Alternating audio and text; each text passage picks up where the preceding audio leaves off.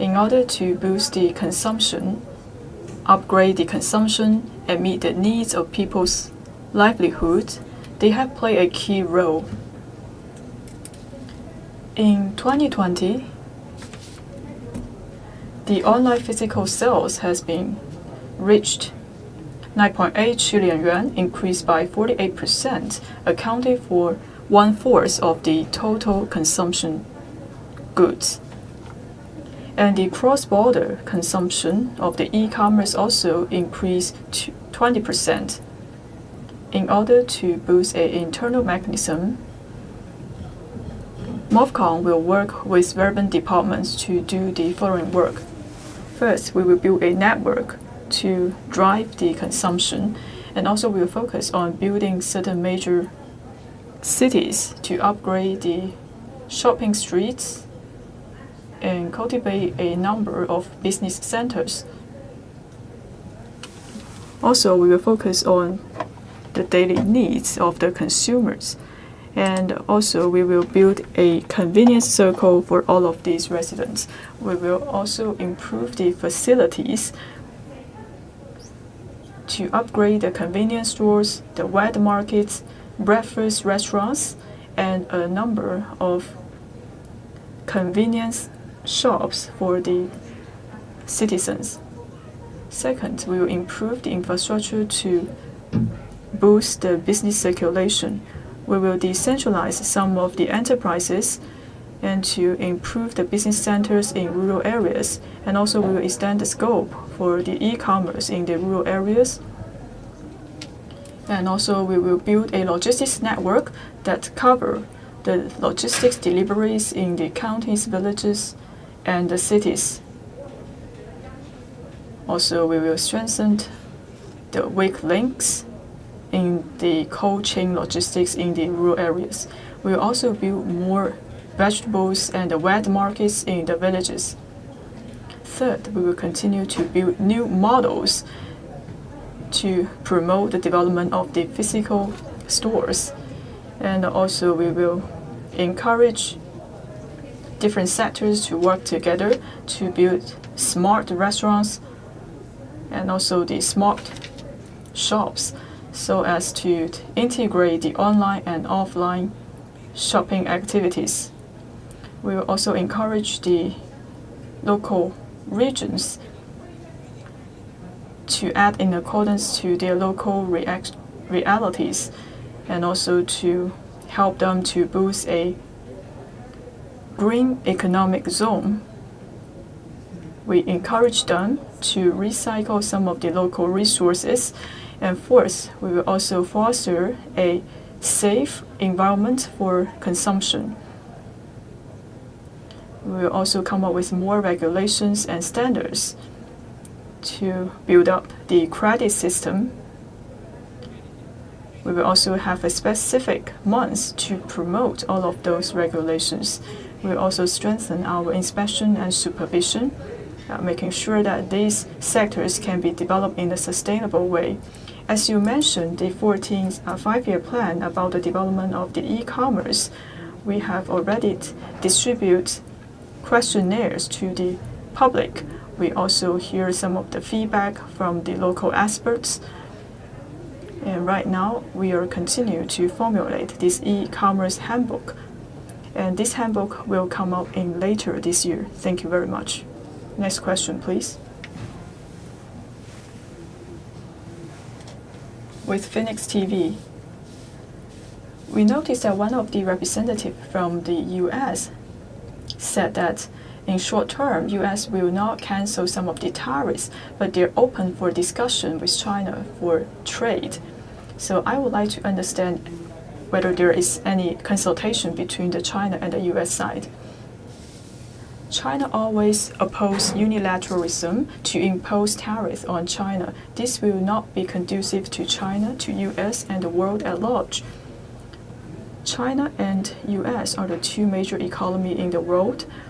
The nature of the economic relation is to seek win-win cooperation.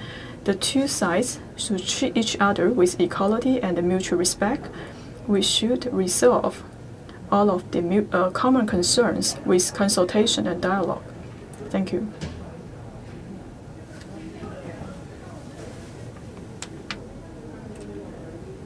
With Bloomberg, my question is also about the 14th five-year plan about the e-commerce. And at the same time, we are also working on building some of the pilot free trade zone and also build up some e-commerce center in the boundary areas. So can you tell us more about this? And as for the negative list for the cross-border cooperation, for the Hainan Free Trade Port will initiate the first negative list in China. Right now, MOFCOM is working with Hainan province and other departments to move along this work. Hopefully, these negative lists will come out soon. On top of this negative list from Hainan province, MOFCOM will work with other departments. We will consider the actual situations in the free trade pilot zone and also formulate a negative list to facilitate the cooperation between different areas. Hopefully, this pilot zone can reach the high standard in the world, and also we will continue to open up and to improve our mechanism for the negative listing in the free trade pilot zone. Thank you very much.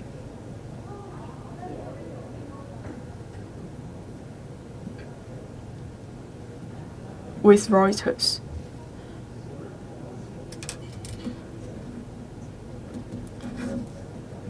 It is reported that China and the DPRK will resume some of the trade relations by April. Can you tell us more about this? As for your question, the spokesperson from MOFA has already responded to that question. I have no more details about it. Next question.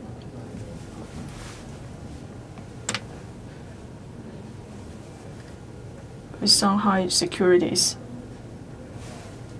MOFCOM has announced the final ruling and also to impose the anti-dumping and anti-subsidies tariff on Australia, and also they said they will probably refer these result to the WTO. By imposing the anti-dumping duties is actually one of the rights that has been granted by the WTO. For MOFCOM, on March the 28th, we have initiated the anti-dumping investigations in accordance to the regulation. According to our investigation, we have taken some of the trade remedies in this regard.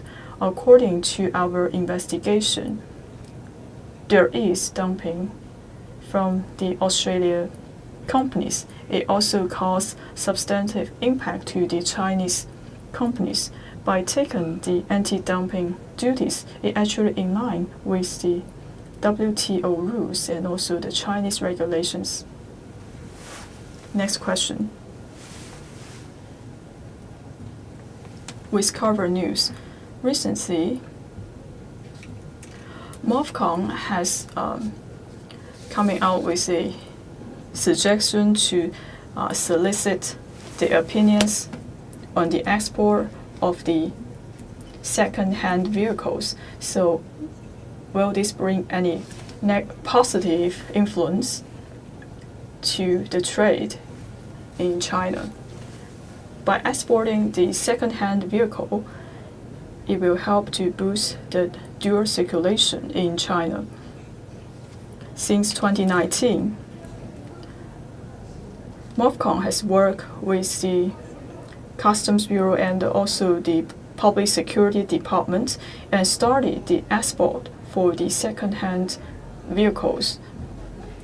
We have made substantive progress in this regard, but right now we're still at the initial stage, and we also have a huge potential in the future. We have several advantages. First, we have a great number of second-hand vehicles with different types. And China also has the most number of automobiles in the world. And we altogether have the number of vehicles amounting to 220 million. And in the past 1 year, the transaction amount of the second-hand vehicle reaches 14.3 million. And also it is quite cost-effective and also quite competitive for Chinese-made second-hand vehicle. So for some of these automobiles, they are in good condition, and it is welcomed by the developing countries. Third, for the manufacturer of the automobiles in China, has established a well-known service network, and they could provide all-rounded services to the foreign consumers. By setting up the quality index for the export of the automobile, it will help to tackle some of the problems, and also we can standardize the export for the second-hand automobiles, and also we can ensure the quality of these automobiles so that we can provide better cars and automobiles to the foreign consumers. By having these standards, it will help us to stabilize the foreign trade.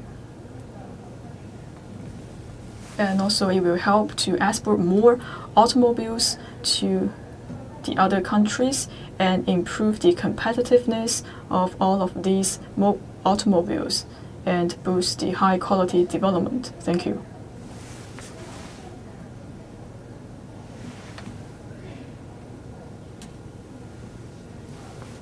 So AFB, we have 2 questions. First, recently, there may be some countries, including US, has imposed military sanctions to Myanmar. I would like to understand MOFCOM's take and whether those sanctions will have an impact to the Chinese companies. And the second question is that China has signed a 25 years cooperation with Iran, and China is willing to make investment up to $400 million in Iran. What's your take? As for your first question, the spokesperson from MOFA has already responded to that about the relations between China and Myanmar, so I have no more details. As for your second question, I believe in the previous press conference, I also gave you an update. If we have more information, I would like to brief you immediately. Next question, please. With Shenzhen Satellite TV. And the Suez Canal has resumed its operation. And previously it said that 442 vessels are still on hold. So I would like to understand whether this incident may have some impact for the foreign trade in China. For the Suez Canal, it's actually an important transportation hub for the goods between China and European countries. We follow closely to this incident. We also reach out to the enterprises to better understand the situation. According to the feedback, for these incidents, it may have some impact to certain Chinese companies for their delivery of goods and the transfer of goods, and also it may cause a fluctuation of the transportation fees. But in general, we only have a short-term impact for the Chinese foreign trade. And right now, the Suez Canal has resumed its operation. Some of the routes is coming back to normal between China and European countries. Of course, we will continue to pay attention to this issue. In order to give full play to the logistics and transportation, we will work with relevant departments to boost the international cooperation in the area of logistics so that we can have a better cross-border logistics to ensure the safety of the supply chain. Thank you. Any more questions? If there's no more questions, that's the end of the press conference. Thank you.